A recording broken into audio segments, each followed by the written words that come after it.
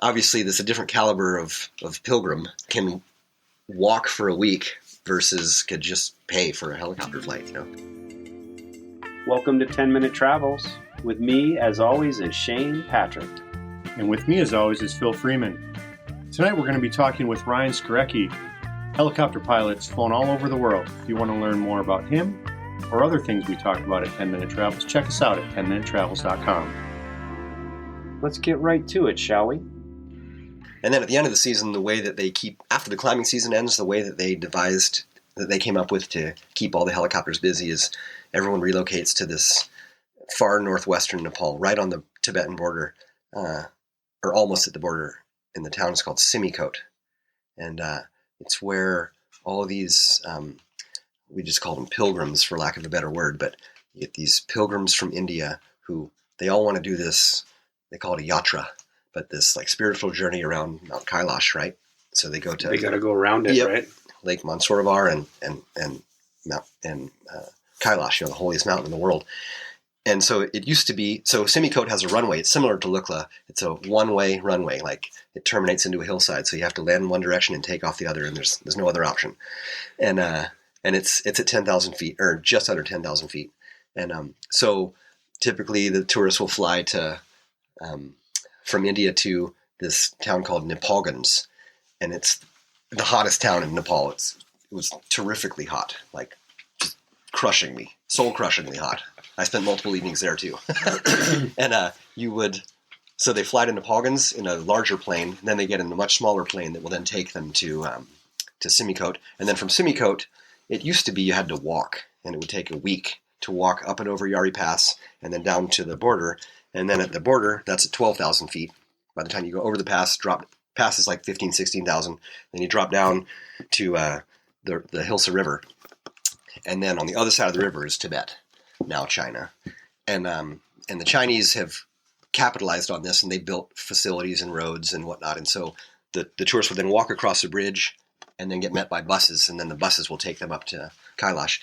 And at one point they had put a runway, or tried to put a runway there, but it's just too high. The planes can't land there. The air's too thin. So then the helicopter company's got this bright idea. Hey, we got all these helicopters. The climbing season's over. We need to do something with them to keep making, revenue. So they put them in Simikot.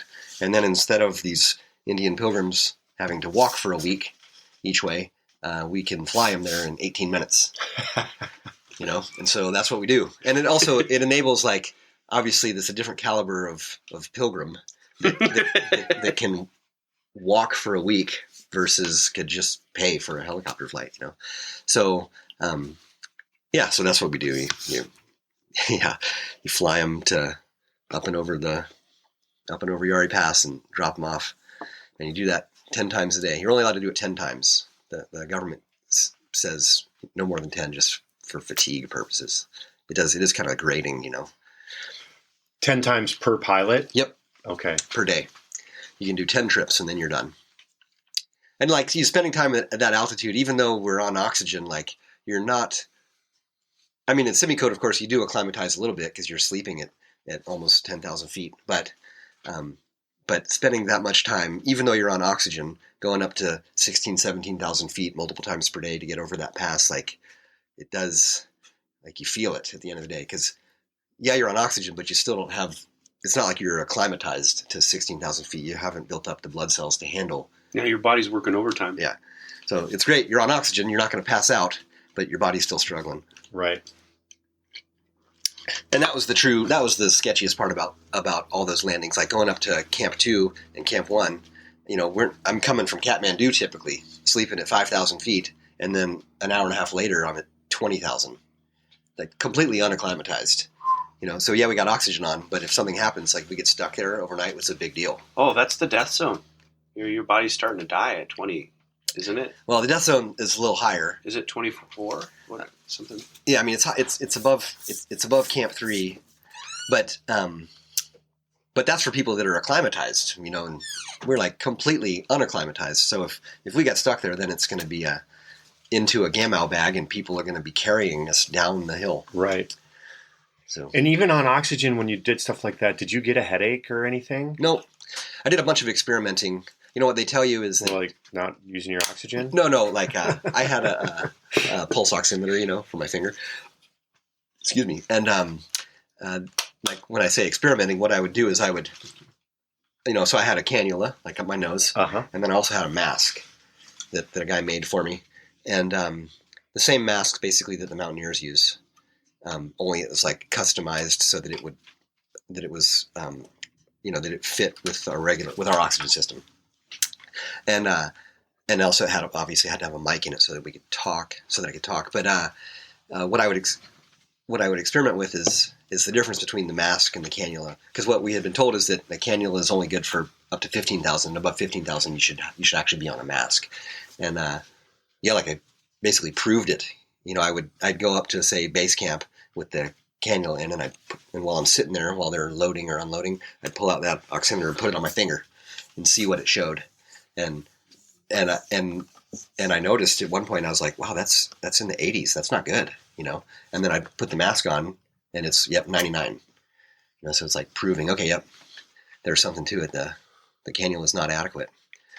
They do have some interesting systems. I just thought it was so cool. Like the guy that created this, when we have the cannula, so when the mask is on, it's just full bore blowing oxygen the whole time. There's a reservoir, and so it's constantly flowing, so you go through a cylinder pretty quick.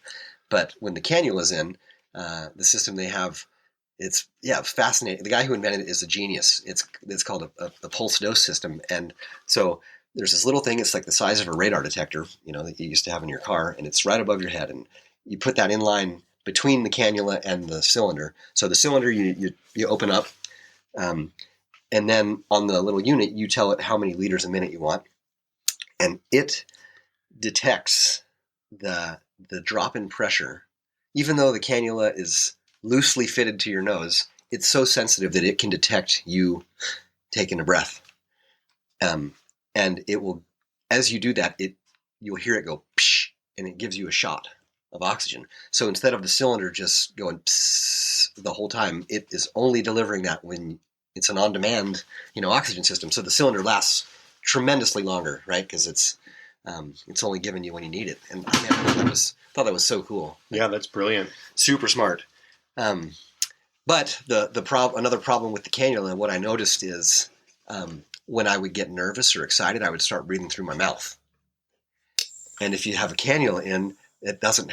That's not doing anything. It's not helping you, So another like if I were to go back there, what I would get is there's a guy in Australia that makes this thing that's really smart. It's a pulse oximeter that goes around your thumb. Like, so you wear a thing that's almost like a watch, and then it has a wire that goes up to a ring, and the ring goes around your thumb. And that is paired to your phone. So your phone, you set the parameters in your phone, and you tell the thing on your wrist, if my pulse ox drops to 94, 90, give me an alert, and you'll feel the thing vibrate on your wrist, and that's telling you, hey, pay attention, something's not right. Which, like, that's pretty slick. Because otherwise, if you're oxygen deprived, you won't know it. If anything, lots of times people feel better. Right. You start to go a little loopy, and then the insidious thing with oxygen that deprivation is that you don't realize that you're mentally compromised. Which is kind of scary to think about. But like, you realize that you don't know what you've lost until you get it back. Like, that's the quote, right? Right. So you're becoming more and more dumb, not realizing it. But then when you descend, then you realize, and the air gets thicker. Then you're like, oh yeah, wow, what was I just thinking? That was Ryan Skorecki, helicopter pilot extraordinaire. If you want to learn more about him or anything else we talked about at 10 Minute Travels, check us out at 10minutetravels.com. And we want to remind you to make sure that your sense of humor matches your sense of adventure. And please like, subscribe, and share this podcast on all the platforms.